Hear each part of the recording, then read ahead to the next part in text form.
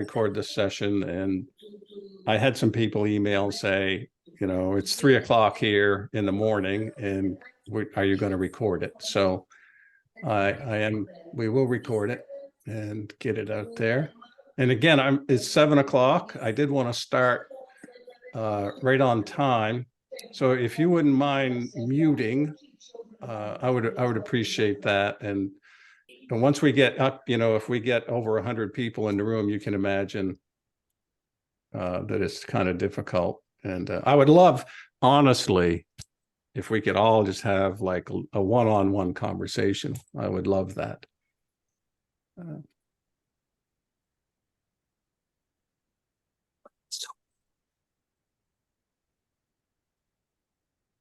So if you didn't open up your chat window, I think you should see it down at the bottom of the screen. I have several things that I do want to ask.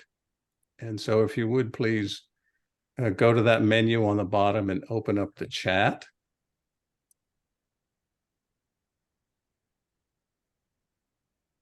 And there we go. And the first, just for fun, while everybody's coming in, if you wouldn't mind typing in the window where you're from in the chat window, so that we can get a feel for. Yeah, that's going by so fast. I guess because I have another. Look at that. We will save this chat.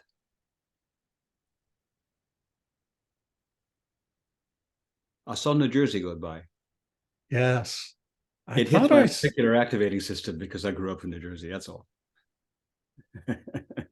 Did they in the country? When you think New Jersey, you think city, but there's so much country in New Jersey. Was it country or was it city for you? Garden State, man. Yeah, I was smack in the middle in the suburbs. I'm a white suburban Jersey boy. What can I tell you? Yeah. I don't think we've missed a state. I think we hit all 50 states at this point, pretty much. I haven't been checking scrupulously, but I don't see one that we've missed.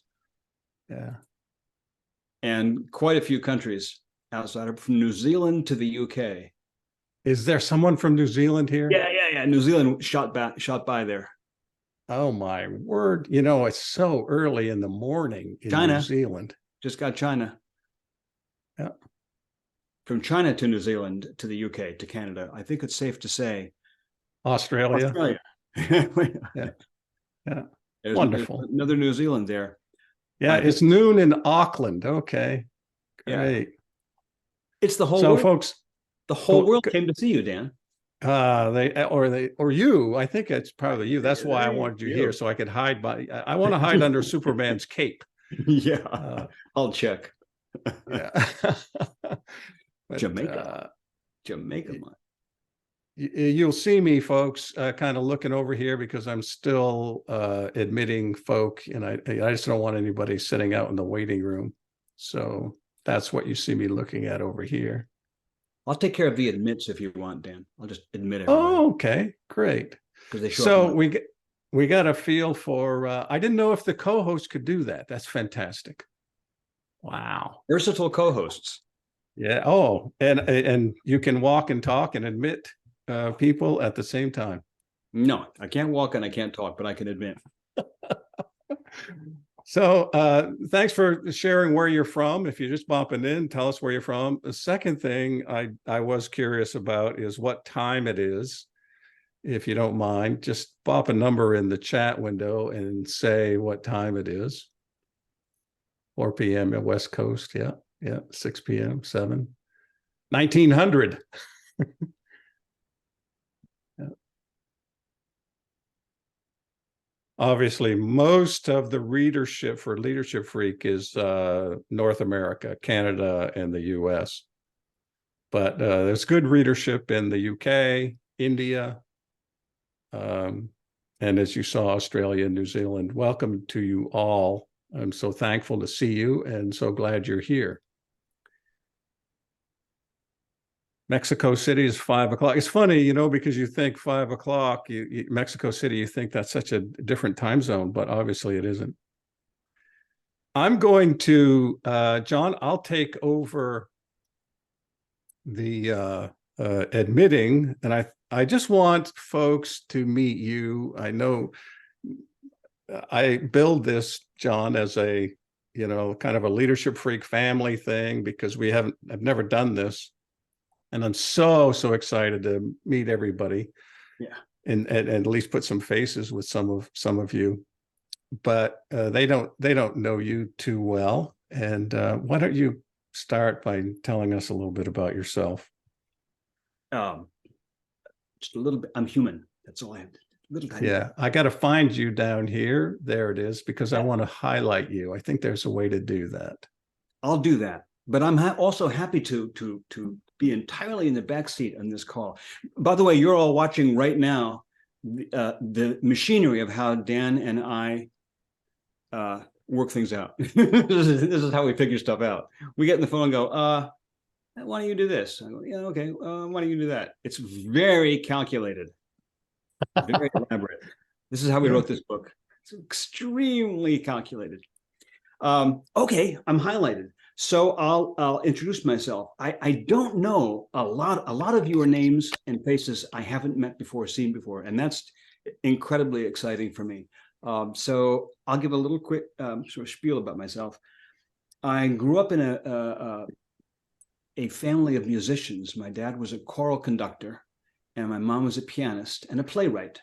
And my brother was a musician. My little brother was a musician. I started out playing the cello, and I was a composer. And that was kind of my plan for my life. But my plans kept changing because the universe kept pushing me around. All of the best things that have ever happened to me in my life did not come about as a result of a plan of mine. Let me say that a different way. None of the best things in my life were things I planned. Now, they were all things that I didn't plan, and that keeps happening. So I had lots of plans for my life. My career kind of pinballed around really almost all over the map, as much as this call demographic tonight is all over the map. I went from playing the cello and being a composer, and I won prizes as a composer when I was a kid. I mean, I was all set for a career as a classical composer. And I got very interested in natural food and health.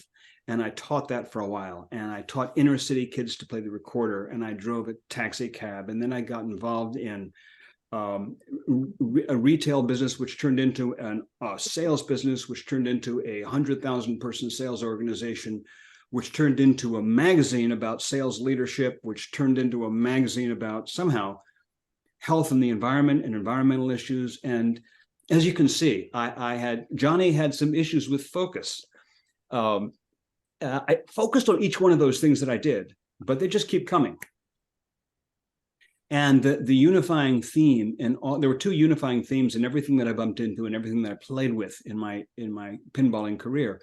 One of them was leadership. I kept bumping into leadership. My dad, as I said, was a conductor, which is leadership exemplified.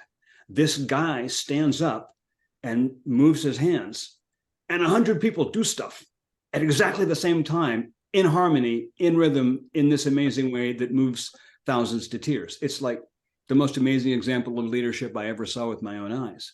And I played in his ensembles many times, toured in Europe with him. So that was one of the themes that I kept bumping into. And the other was writing. I was always the guy who ended up doing the newsletter or editing the article or whatever. And I eventually became a professional editor, and I edited other people's stuff for years. And that kind of merged into co-authoring with people, and that turned into authoring. And lo and behold, here I am in the latter half of my century, unplanned. Writing books is what I do, and I love it.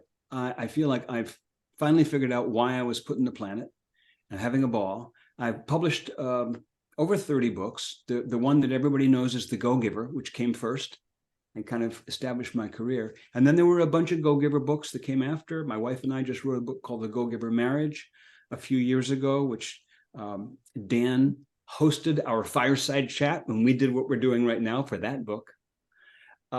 And now I'm writing novels. I'm writing thrillers. And a few years ago, I got a phone call. Actually, I got an email out of the blue from somebody I'd never met, but who I knew by reputation. And that was Mr. Rockwell. And he said, I'm interested in writing a parable with you. Would you be interested? So we got on the phone and he kind of sketched out. I knew who Dan was and Dan knew who I was. He'd been a huge proponent, personal walking ambassador for The Go-Giver for many years. And I was very grateful for that. And I knew his work. I knew The Leadership Freak. But we'd never spoken. And I don't even know if we'd actually emailed. Maybe we had, but just perfunctorily. So we had this conversation, our first. And he said, I have this idea about writing a book about humility. And he sketched out sort of the setup of the story. And I instantly went, I'm in. Say jump and I'll say how high. Let's do this book. I get a lot of people asking me if I'd like to do a book with them. And I've learned the challenging art of saying no. I've said a lot of no's, but with Dan, it was an immediate yes. And creating this book with him has been an absolute joy from start to finish. That's true of most of my books, but there's more struggle sometimes. And this has just been a delightful ride from start to finish. I love this little book. I just fell in love with it, fell in love with Dan, love the idea of the story. And I even have great affection for poor Bob in between the two covers of this book, who is really dealing with a tremendous handicap in life. And the handicap, of course, is himself. He has to carry himself around. So Dan, that's my introduction to myself. Over to you. Yes. Well, there we go. I didn't know you could do both. So there you go. What a rookie. We're a duopoly. Yes. Thanks. And I just have to tell everyone, so I did have a story in my heart for The Vagrant, and it'd been there for 10 years or so. And I had tried to write it, but it totally failed. And sometimes when you write something, you're so in love with what you write, you think it's good when it's bad. It was so bad that even I knew it was bad. But anyway, and finally, and if you want a leadership lesson, we'll start right here with a leadership lesson. I think one of the smartest things we do as leaders is get help. And if you're in it by yourself, and if you feel alone, and if you're struggling, and it simply means you gotta open your heart. You gotta get help. And many of us, I am not good at asking for help. Because let's face it, you probably got ahead where you are by not asking for help, but by giving help and by getting the job done and saying yes, sir, and getting everything done. So let me just say from my own heart to you all, one of the smartest things I did, especially at this stage, and in relation to The Vagrant in particular, was ask for help. And when I thought about, and here's the thing, when I thought about asking for help, I thought, well, who's the best that I can think of? And obviously because of The Go-Giver and Bob Berg, I thought, well, John David Mann, and it was a shot in the dark to say, what do you think? And I was so thankful. He's exactly right. I remember the conversation as he does, that it was like about 10 or 15 minutes and let's go, let's do this. So it was a very quick decision, and I'm thankful that he was willing to be involved. Get help. Let people into your life. Don't. Anyway, so that's sort of my little soapbox thing. Quick question in the chat, and that is, many of you, or perhaps all of you, are Leadership Freak readers. I'm just curious, how long have you been reading Leadership Freak? Just like to know that. How long have you been reading Leadership Freak? 10 plus years. Wow. Yeah. 4 years, 3 or 4 years. Look at him go. Yeah. 10 years, 6. There was a newbie there. I saw one, a couple of months. Hard to say, 5 or 6 years. Yeah. Jersey, you've been reading it for 6 years. Go Jersey. Yeah. 10 plus. Tim Ward. Tim, you must have been in way at the beginning when, someone said, you've been doing this for 15 years. I said, no. Then I went back and looked at it, and it's pretty near 15 years, 2010. And it's like, I was always saying, oh, I've been doing this about 10 years, and now we're going on 15. So it's nuts, just nuts. I was in junior high school then. Yeah, I know you were. And bald at the same time, I'm sure. So thanks for your faithful readership. It's such an encouragement to me. I do appreciate it. So here's a deeper question. This one is about Leadership Freak too. I want to talk about Leadership Freak some and just learn from you. And then we want to definitely talk about the Vagrant, and perhaps you have some questions about it. Definitely want to do that. So the question I have for you about Leadership Freak is what, and if you could try to be specific, what is it that keeps you coming back as a reader? I would just love to know what it is. So I'm going to watch the screen. Practicality, 300 words or less. Yeah. Short, simple. Lots and lots of people say, when I read you because it's short. It's like, you're not Hemingway. You're not Hemingway, but it's short and practical, quick, digestible. Yeah. Yeah. Thank you. Good feedback, good encouragement, obviously.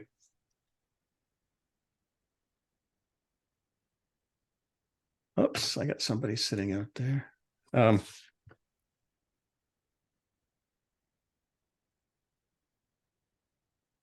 So I'm going to mix back and forth maybe, and John will talk some about the Vagrant, and then we'll talk some about Leadership Freak, and maybe mix that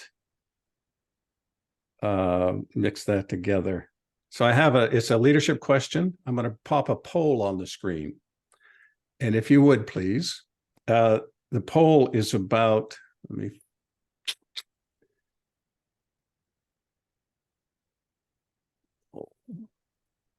and launch. The poll has like 4 self-defeating behaviors that leaders engage in. They're pretty close to the main character in The Vagrant. Bob does these. Before I launch this, the story of The Vagrant is definitely not biographical for either one of us.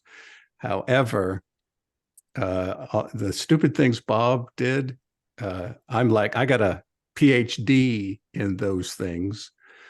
And so they definitely, I'm going to tell you, as the story started evolving, it was very humbling and when I say humbling, it felt humbling to know that other people would be reading my screw ups. Now, it's funny because they're not looking at it like it's me, so it's not biographical, but it is about things that we do that we defeat ourselves. And we all have. That's why the story is useful. So I have a poll, 4 things. And which one of these do you think is,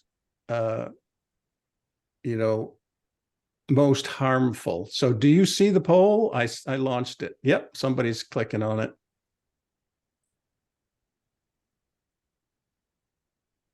John, what's your favorite self-defeating behavior that Bob did?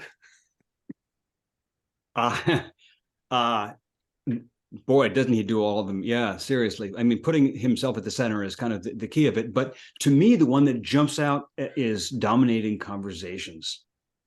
And I think that what I love about that is that Bob genuinely had no clue that he did that. I mean, when the guy, his friend, told him, "You're loud," he was baffled. What are you talking about? I'm not loud. He didn't mean loud in terms of his voice was loud. He meant loud in terms of he just took over the room. And we all know people who take over the room when they show up. Dominate conversation, dominate the room. Yeah. One of the I so agree. And during one of the podcasts, or several of them, people were asking about some of these behaviors, and the I think the challenge for a leader is passion can be confused or perceived as pushy. What you view as passion, you're passionate about an idea, you're passionate about your team, you're just really trying to, get something done. What you're doing, what you call passion, others call pushy. And I received feedback that I was pushy, and on more than one occasion. And it's like like Bob, I could not register this feedback. It's like, that's ridiculous. I'm a fuzzy pussy cat. Meow. And I actually had somebody in a team meeting some years ago. I was seeking feedback, and I think you should do it very specifically. So I was doing it very specifically. And she said to me, you can be pushy. And I said,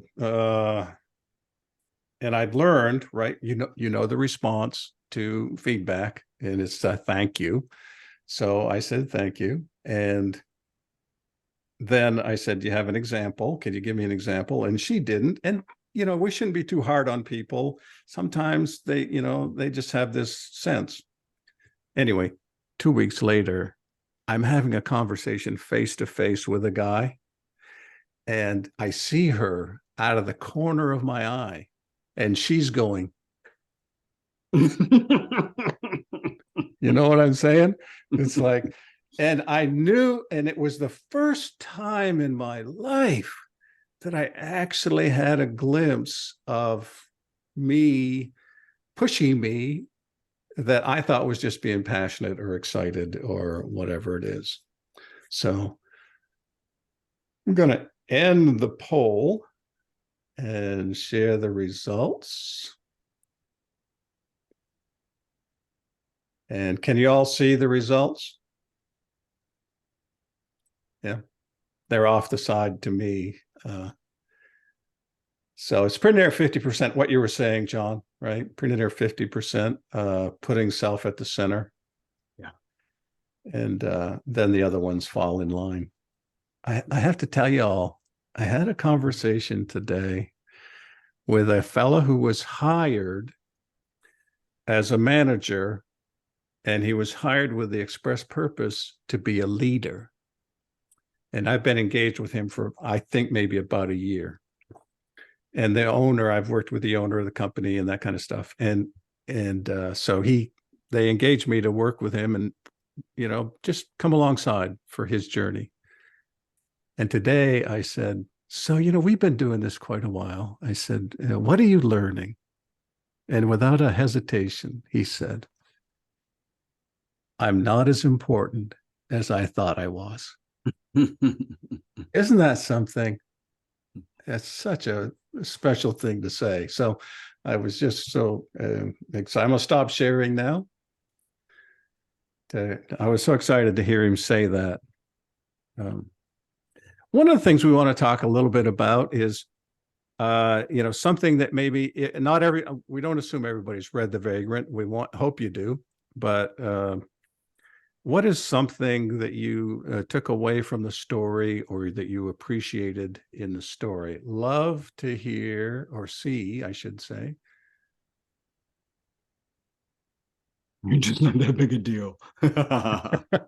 Good one, Jackie. That's a good sign. Yeah. What's a takeaway for you, or something that sticks with you from The Vagrant? Just like to hear or see, at least, what that is for you, for those who have read it. Unconscious bias. Thanks, Gene. Not paying attention. Yep. Oh, yeah. Yep. Skill. Yep. Always growing. Good. Thanks, Sergio.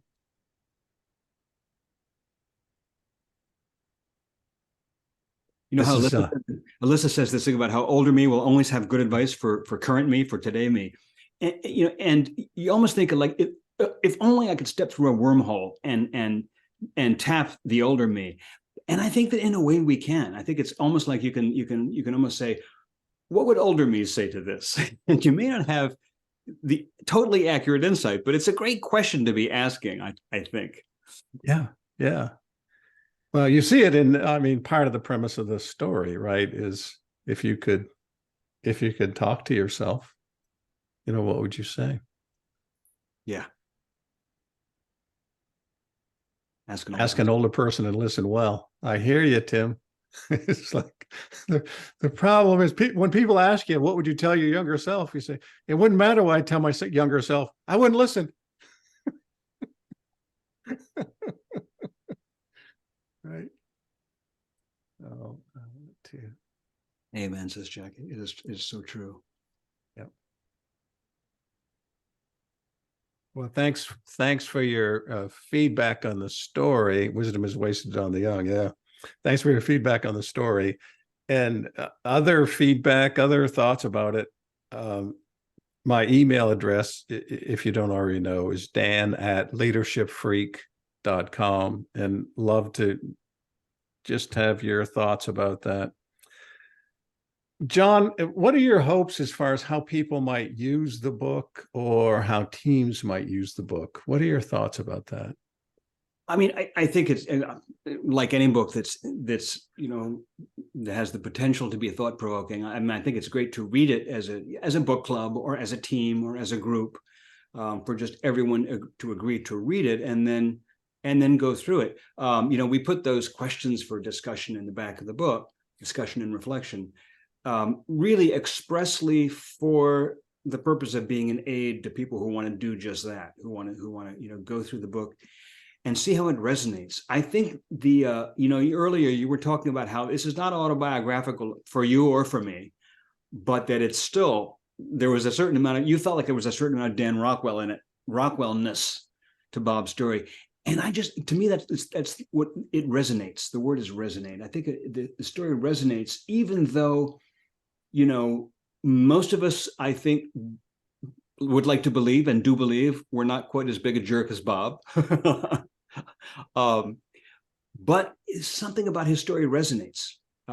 Something about the situations he gets in resonates. And I think that it'd be interesting to sort of ask amongst ourselves in a group, which realizations, which coming smack into the face of reality, which awakenings, which whacks on the head in the story most resonated with you, and then to see how does that bounce. So what does that bounce off of in terms of your own life? I know that for me, writing it, I mean, the scene where, and I don't want to do spoilers because there will be some of you who haven't read the book. Well, I'll stay away from anything that's a severe spoiler, but it's not a thriller. It's not a Tom Clancy book, so we're not too worried about that. The scene where Bob is with his ex-girlfriend, Lacey, and he suddenly realizes that when they broke up, it wasn't him that initiated the breakup, it was her.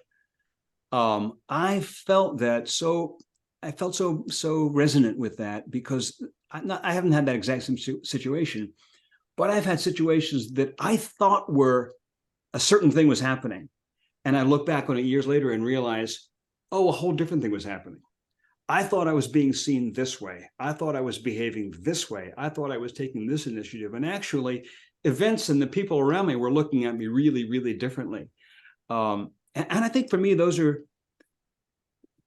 maybe my favorite takeaways from the book is having a sort of a eureka moment or an apocalypse, a revelation about how the way we see ourselves maybe isn't accurate.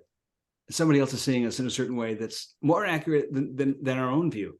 I just think that's a lot of fun. And I think that could be within a group where we have a level of trust and a level of safety. I think it could be interesting to, Dan, you talk about in your part at the very end of the book, the business of asking other people how they see you in certain situations. And I think that's where some of the real juice in this clam is. Yeah, wonderful, wonderful. And I just saw Tim pop up on the screen. It made me think of something about using the book and how to use it for yourself or do it together. And Tim said they're using it in a group of 10 or 20 somewhere. And I just want to say, if you buy 12 copies, let me know. And I would love to just spend 30 minutes with your group and we can talk about whatever you want. So if it makes sense, right? It can be just a few minutes in a team meeting, like 5 or 10 minutes at the beginning. It could be Q&A. It could be, you can decide what you want to talk about. But if you buy 12 copies and you do them together, love, love, love to talk to you about it. Now, what else do I have here? I have a few things that I wanted to. Let's shift to. I played under Benjamin Zander once. Just mentioned. Did you? Yeah. Did somebody talk about Xander? Jackie, yeah. Why, you know him? Oh, well, I saw him in New York, and that just made me a huge fan of Ben Zander, and his videos are fantastic. When I was like a 20-year-old, I let him down in a really terrible way. It's one of the things that if I look back at it and go, who was that kid? Who was that young kid who committed that terrible crime, as Morgan Freeman says? Yeah, I was playing an orchestra. We were going to do some Mahler symphony, and I was playing, and I let him down. I scooted out of the last few rehearsals in the performance because I had something else that I thought was more important. I don't have any idea what it was, and obviously, it was not more important. What could have been more important than playing Mahler's Fifth with Benjamin Zander? But I was an idiot. What can I tell you? So there you go. Sorry, Ben. Yeah, yeah. And there's Lorraine. I hope I said that right. She's done some played with him as well.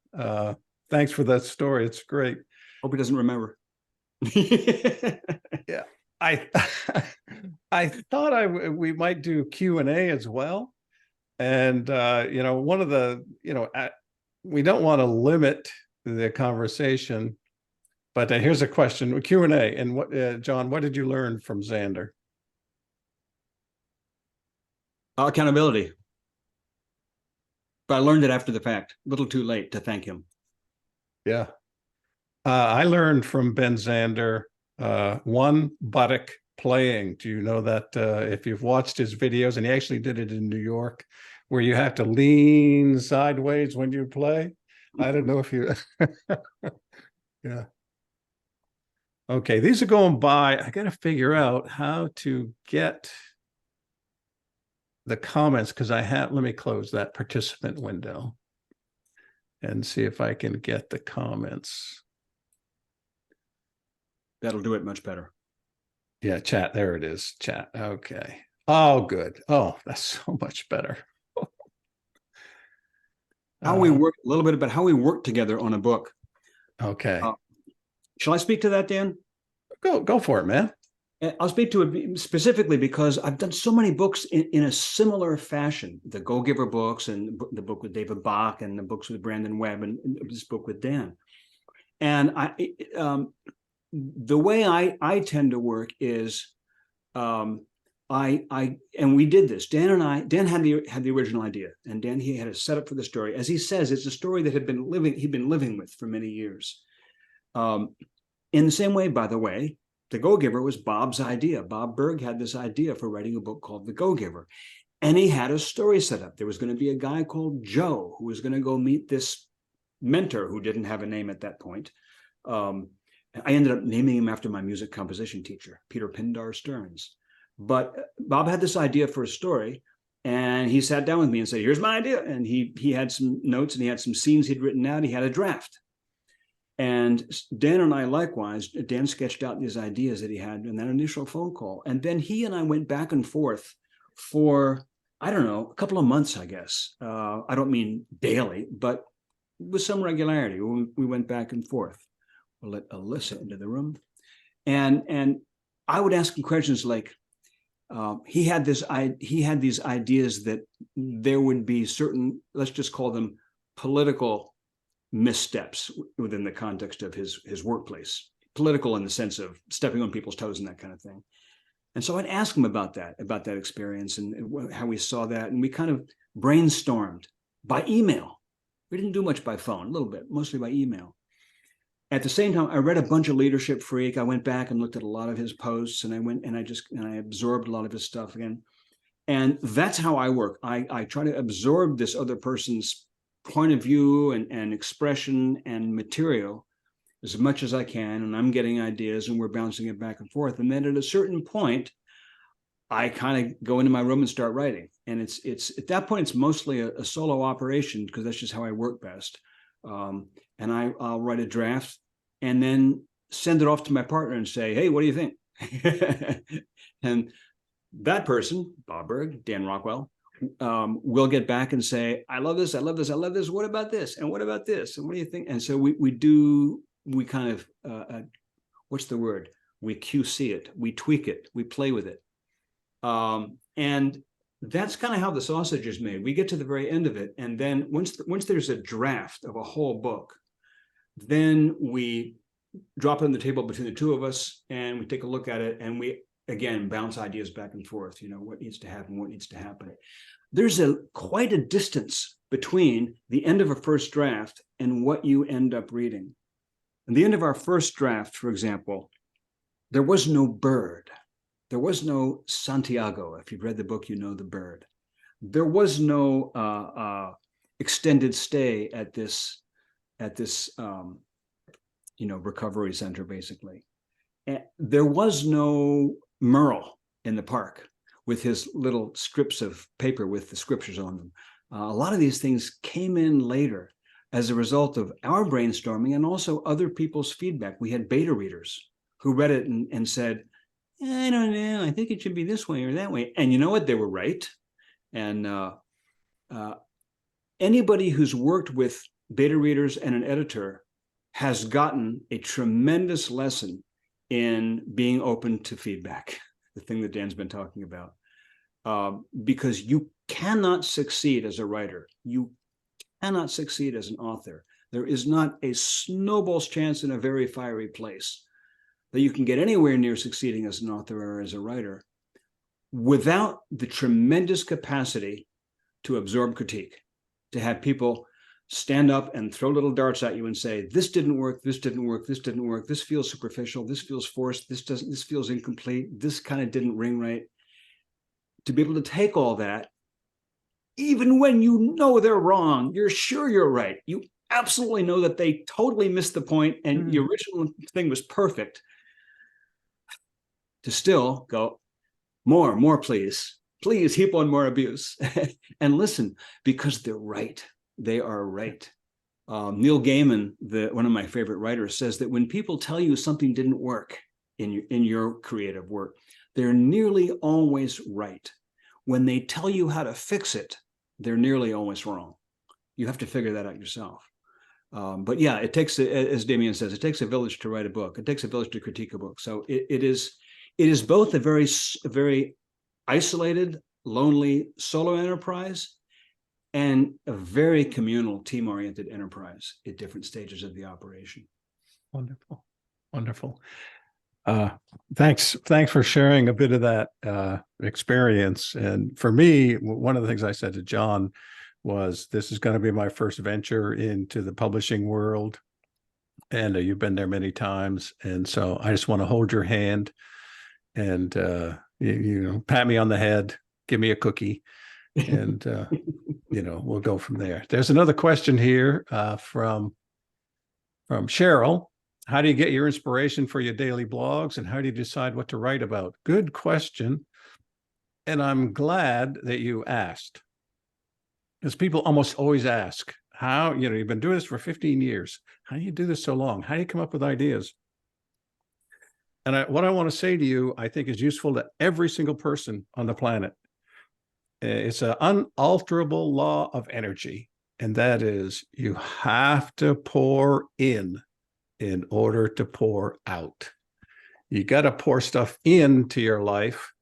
And here's what I know. If I get up any morning and now my hands are ready to type. I mean, when I wake up, and because I've done it so frequently, but when I start to push, when I start to like, I don't know what I'm going to write about, that is the signal that the tank is running low. And it is a problem for leaders across the world. They're pushing and they're pushing and they're pushing and not realizing what pushing really means. Pushing really means your tank is empty. And we just can't thrive. We just can't do our best when we're at the, when the gas tank is on E all the time. And so I love it when people ask me about, how do you get these ideas and how do you do it for so long? And it's not about gritting your teeth and white knuckled tenacity. And I got no discipline.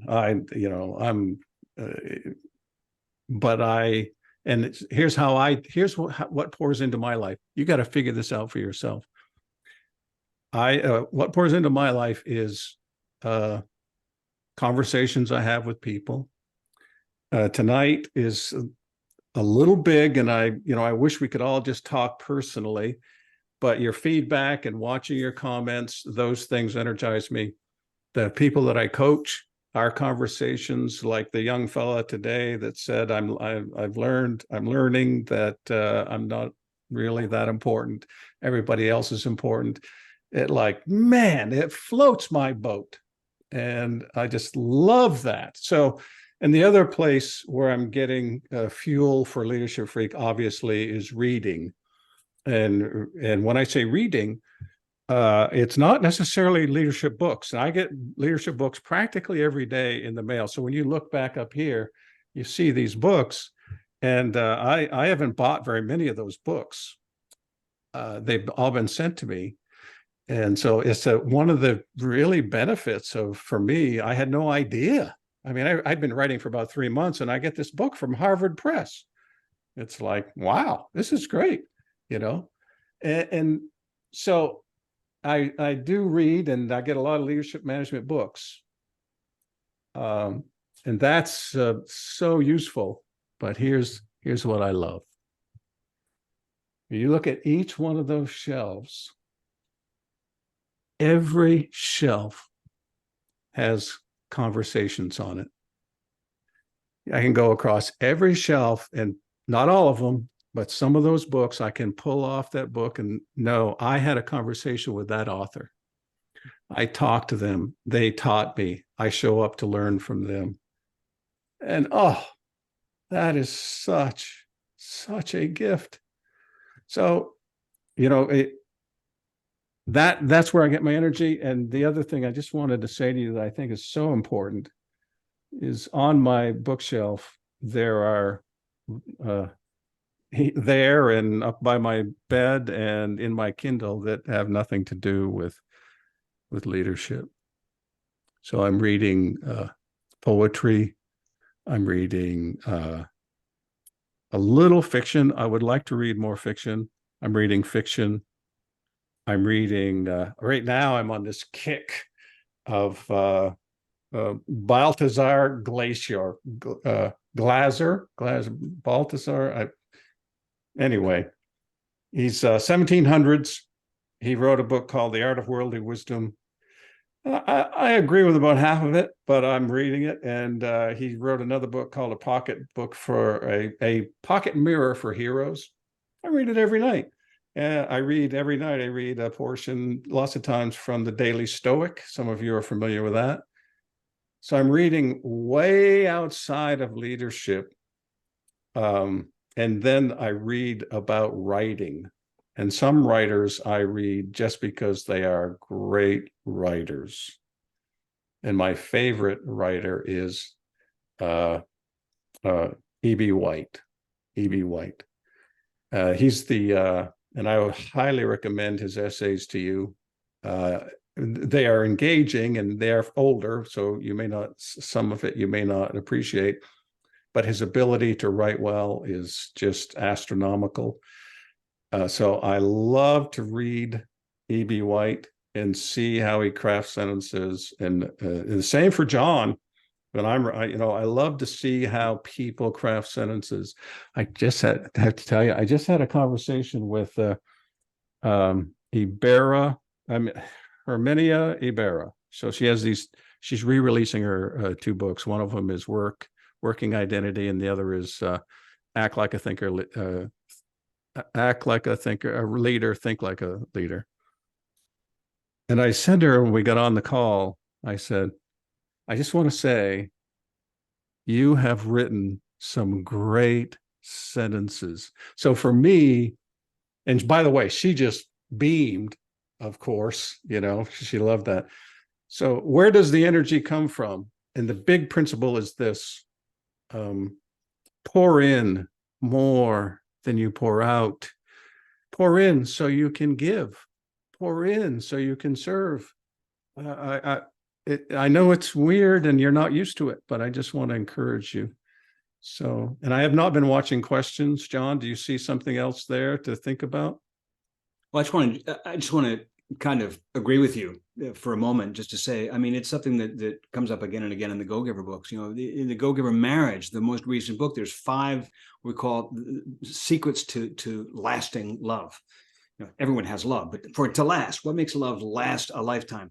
And the 5th secret, because always the 5th of the Go-Giver secrets are always like contrary to the first 4. They're always like a thumb to the other fingers.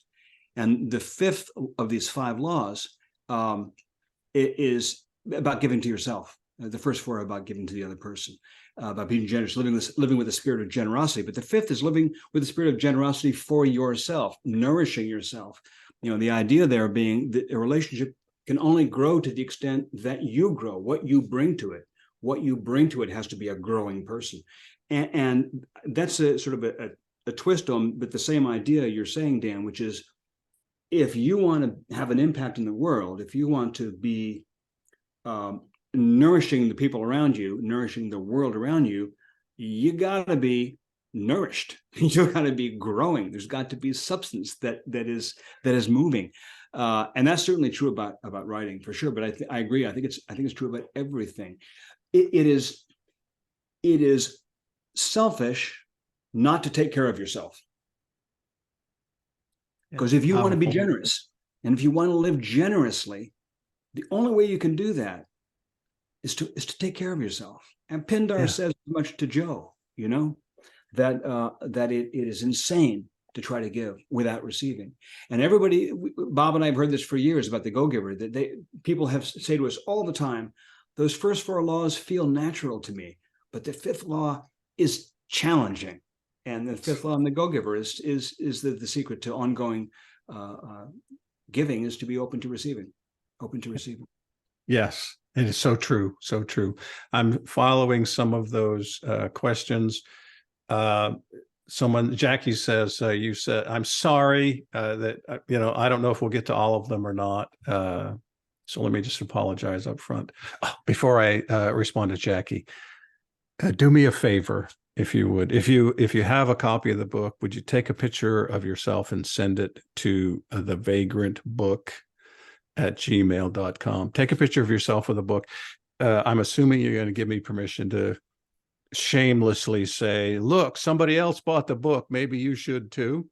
So, but it would be so helpful if you would do that. And then leave a review, hopefully a positive review on Amazon. They tell me that that it really helps. And if you've bought something on Amazon, what do? If you've never bought it before, you go and look at all of the reviews, and what do you look for? The bad review. I look for the bad review. And then, I look down, I think, and if I see something and it's 4.5 or a 4 and it's got a lot of reviews, I know, you can't please everybody every time, all the time, but it's a good product. So please, if you wouldn't mind, I appreciate, send me a picture of yourself with the book. If you have it on Audible, like I know Tim has probably, and or on Kindle, figure that out. I'd love to get a picture of you and send it to the Vagrant book at gmail.com. There it is. That's what I want, Tim. Tim's holding it up. So he's on the screen. I don't know who gets up there, but Tim got up there. So You said something in a post, Jackie says, Dan, you said something in a post about no leader has ever asked you about how to love employees more. And that really struck me, Jackie says, and it makes me wonder what you worry about this, what you worry about the most with the state of leadership today. Jackie, I think you should, we need to appreciate that the leaders that I work with are definitely high performers, definitely highly motivated.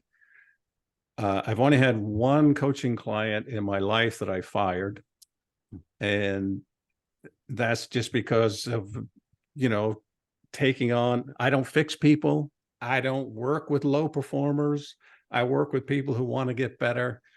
Don't call me if you got somebody you're ready to fire saying, Dan, can you fix this person?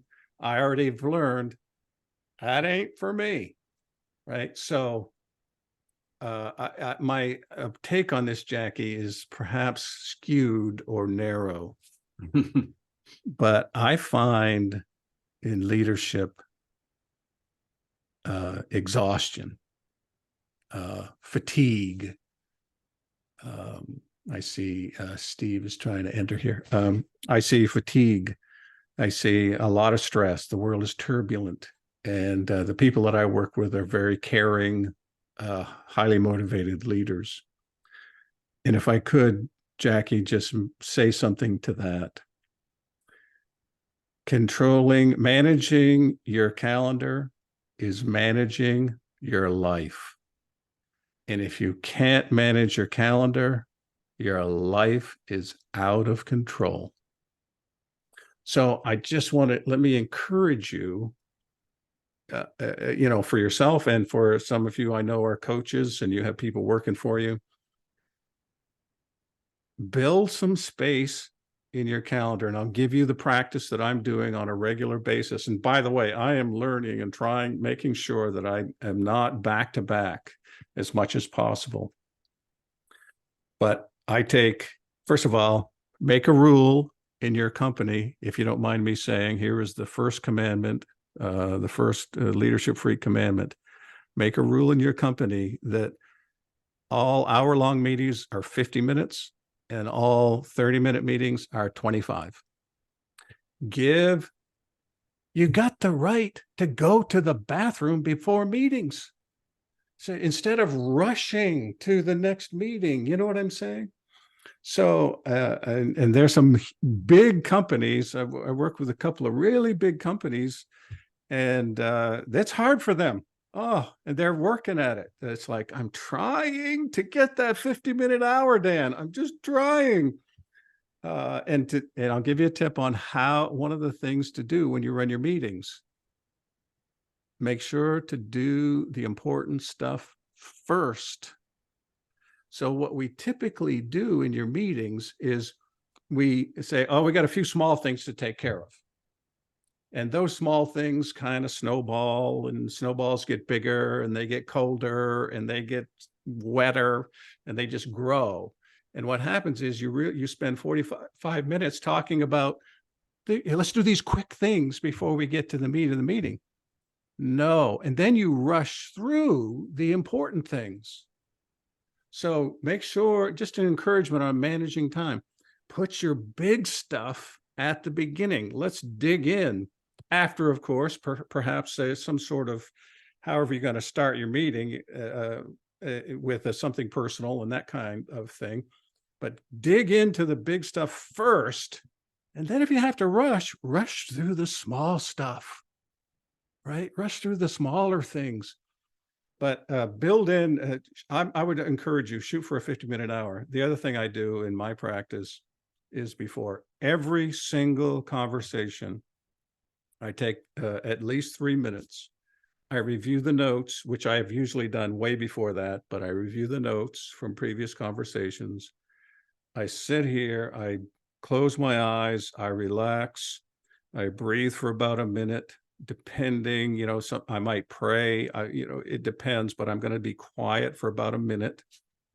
I'm going to think next about the person I'm going to talk to and what I respect about them and just our conversations.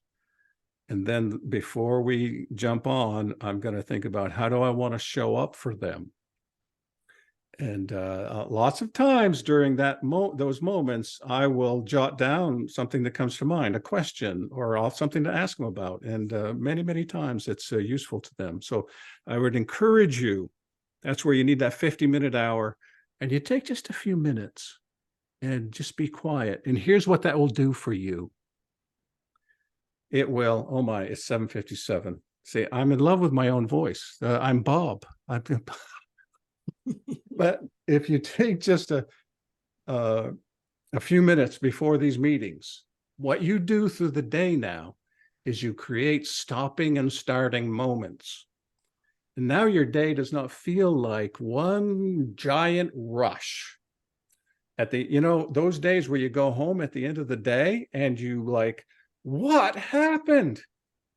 If you can just take throughout the day, just little moments of quiet and stop something and then start something, I think it will help. So my big concern, Jackie, is the fact that leaders are very, they're just overcommitted, and it's hard to learn to manage your calendar. And I apologize for talks. John, did you see something on there you want to respond to? Yeah, I just want to say, Larry just chimed in and said you can build in pause moments, and I think that what you're saying on the macro scale can also happen on the micro scale, which is to say, when you're addressing a group, or when you're having a conversation, or if you're a guest on a podcast, or whatever situation you're in where you're interacting with others, it's okay to stop and gather your thoughts. And we're so used to jumping in to fill the silences. But silences, I mean, the Quakers know this, right? Silences when you're in communion with other people are golden. Often what rushes, what comes in to fill a silence is a new thought. And so I think it's leaders are almost inevitably speakers, right? It kind of comes with the territory. And in speaking, one of the most valuable things that I think you can do is to slow down and not feel like you need to fill every space. But thanks, Dan, for all that. Was great. Yeah. Great to hear. Yeah, thank you. Thank you. And for all of you who are here, I'm so thrilled. And I think what I would like to do, I just got so excited about seeing you, and I'm disappointed that I couldn't see everybody, that I'm gonna maybe do a monthly Leadership Freak family gathering, and half an hour or something like that, and just but have more open, like we started. Those of you who were early, we chit-chatted back and forth, and that's just people hate that idea, Dan. They definitely do not want to do that. I can see this in the chat. Yeah. Really shooting that idea down there. So, any final words, John? No, it's an absolute and utter joy to meet you all and see you all. And like Dan, I'm sorry we can't interact more directly, more fully, more completely as an everybody, but your everyone-ness is felt. You're all there. We feel you, we see you, and it's really, really delightful to spend this time together. Okay. Thank you. And I'm seeing suggestions and thoughts about next time, and time of day. All of those things matter. So, and my understanding is you can, once I close this meeting, you can still chat to it. You can, I don't know if that's true. But anyway, if you can't still chat to it, send me an email, dan@leadershipfreak.com. Well, we're a minute over, folks. Thank you for being here tonight. And John, thank you for your help. Your help in my life changed me, and I'm so thankful for the Vagrant and what came out of our relationship. Thank you for that 15-minute phone call, man. Yes. Yes. It's funny. My friend Scott Schaefer just entered the waiting room. saw that. And I just let him in. I Hey, Scott. did click on it. But anyway, see you all, and thanks so much. Until next time, I would love to try to do this again.